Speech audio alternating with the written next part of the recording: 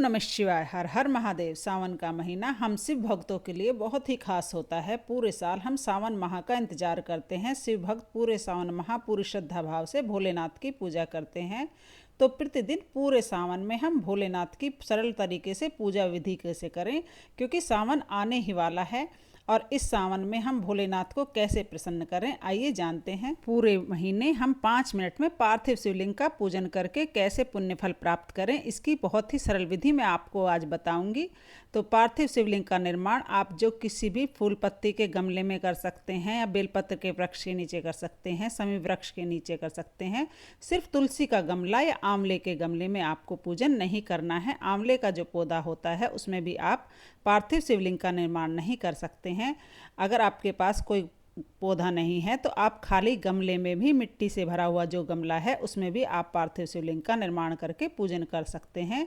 तो देखिए, यह खाली गमला हम रखे हैं, इसमें हमेशा ही पार्थिव शिवलिंग का निर्माण कर पूजा मैं करती हूँ। जब भी मेरा मन करता है, सावन माह हो या ना हो, मेरा जब भी मन होता है तो मैं इसमें पार्थिव शिवलिंग का निर्माण करके पूजन कर लेती हूँ और फिर वहीं पर मैं विसर्जन कर देती हूँ। विसर्जन कैसे करेंगे, पार्थिव शिवलिंग का निर्माण करके पूजन कैसे करेंगे, प्रतिदिन पूजन कैसे करेंगे और पार्थिव शिवलिंग की पूजा के लिए हमें क्या क्या सामग्री लेनी है, सरल और संपूर्ण सामग्री मैं आपके साथ शेयर करूंगी। तो देखिए, पूजन के लिए सबसे पहले हम गंगा जल ले लेंगे, साथ ही स्वच्छ जल का एक लोटा ले लेंगे हम। साथ में आप चावल ले सकते हैं या जौ ले सकते हैं। इसके साथ ही कच्चा दूध हम ले लेंगे। साथ ही हम वस्त्र रूपी अर्पित करने के लिए कलावा ले लेंगे। और सावन के महीने में बेलपत्र का विशेष महत्व होता है, तो क्योंकि माता पार्वती को बेलपत्र का स्वरूप माना जाता है, तो बेलपत्र अगर आपको एक ही मिल जाए तो वो भी आप ले सकते हैं। साथ ही जो फूल मिल जाए तो आप फूल ले लीजिएगा। अगर फूल नहीं है तो आप बिना फूल के भी पूजा कर सकते हैं। साथ ही दक्षिणा के लिए हम कुछ सिक्के ले लेंगे और तिलक करने के लिए हम चंदन और भस्म ले लेंगे। इसके साथ ही जो भी धार्मिक पुस्तक आपको, शिव पुराण या रुष्टाध्यायी या रुद्र अभिषेक की जो भी पुस्तक आपको मिल जाए वो आप ले लें।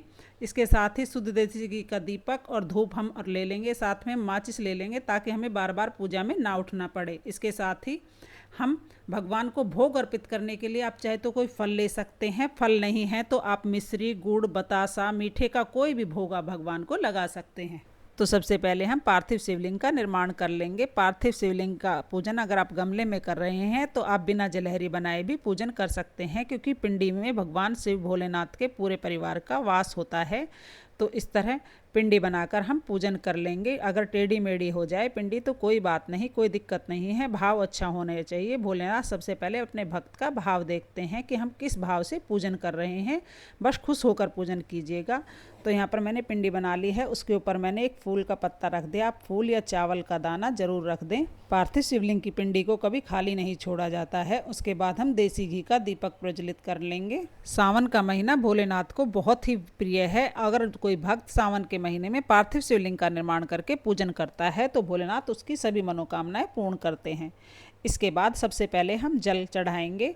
देखिए, सबसे पहले हम जल पूरे शिव परिवार को ध्यान करते हुए चढ़ाएंगे। गणेश जी को, कार्तिकेय भगवान को, माता अशोक सुंदरी को, पार्वती माता को, सब मतलब पूरे शिव परिवार का, नंदी का, पूरे शिव परिवार का हम ध्यान कर लेंगे। और ओम नमः शिवाय का जाप करते हुए सबसे पहले हम जल से अभिषेक करेंगे, फिर कच्चे दूध से अभिषेक करेंगे और उसके बाद फिर से हम जल से अभिषेक करेंगे। इस तरह हम 3 बार अभिषेक करेंगे। अभिषेक करने के बाद हम वस्त्र स्वरूप कलावा समर्पित कर देंगे। प्रेम पूर्वक आपके पास कोई वस्त्र हो तो वस्त्र भी समर्पित कर सकते हैं। इसके बाद हम चंदन से त्रिपुंड बना लेंगे।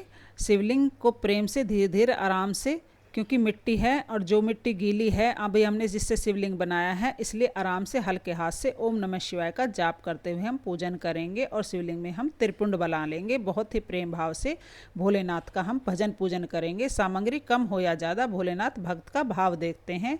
इसके बाद हम अक्षत समर्पित कर देंगे और फिर हम बेलपत्र चढ़ा देंगे। ओम नमः शिवाय का जाप करते हुए बेलपत्र पर आप चाहें तो अपनी मनोकामना भी लिख सकते हैं। बेलपत्र आप 1, 3, 11, 7, 5 कितनी भी संख्या में चढ़ा सकते हैं। विषम संख्या में हमें बेलपत्र चढ़ाना है, इस बात का ध्यान रखना चाहिए। और बेलपत्र हमेशा उल्टा करके हमें चढ़ाना है, यानी चिकनी साइड हमें भगवान की तरफ स्पर्श कराकर लगानी होती है। इसके बाद हम भगवान को फूल समर्पित कर देंगे। फूल, भांग, धतूरा, वो जो भी भोलेनाथ की प्रिय चीज़ें हैं वो हम सभी भगवान को समर्पित कर देंगे। फूलों से हम अच्छी तरह शिवलिंग को सजा देंगे। इसके बाद हम भोग लगाएंगे। तो भोग में हम केले का भोग लगा देंगे। आपको जो भी ऋतुफल, आम या लीची जो मिल जाए आप उसका भोग लगा सकते हैं। अगर ऋतुफल नहीं है तो आप गुड़, बतासे, मिश्री, कोई भी मीठा पदार्थ का भोग आप लगा सकते हैं। इसके साथ ही हम दक्षिणा चढ़ा देंगे। दक्षिणा हमारी पूजा में रही कमियों को पूरा करती है। उसके बाद हम धूप दीप दिखाएंगे और जो दीपक हमने प्रज्वलित करके रखा है पहले, उसी से हम आरती कर लेंगे। प्रेम पूर्वक हम सभी की आरती करेंगे। सबसे पहले हम गणेश भगवान की आरती करेंगे, फिर भोले बाबा की आरती करेंगे। आप चाहें तो कपूर प्रज्वलित करके भी आरती कर सकते हैं। जो दीपक हमने जलाया है उसी से मैं आरती कर रही हूँ। प्रेम पूर्वक हम आरती करेंगे। कर्पूर गौरम करुणावतारम संसारे सारम भुजगेंद्रहारम सदा वसंतम हृदय रविंदेम भवम भवानी सहितम नमामि। इस तरह से आप आरती गाते हुए प्रेम पूर्वक भोलेनाथ की आरती करें। उसके बाद आचमनी कर लेंगे। आचमनी करने के बाद हमारा पूजा पूर्ण हो जाता है। तो जो हमारे हाथ में हम थोड़ा सा जल लेकर दीपक के और इस तरह से पूरे शिवलिंग के ऊपर से 3 बार वार देंगे और आचमनी कर लेंगे। हाथ जोड़कर भगवान भोलेनाथ से क्षमा याचना करेंगे कि हे प्रभु, जाने अनजाने में हमसे कुछ गलती हो गई हो, पूजा में हमसे कुछ छूट गया है, तो उसके लिए हमें क्षमा कर दीजिएगा।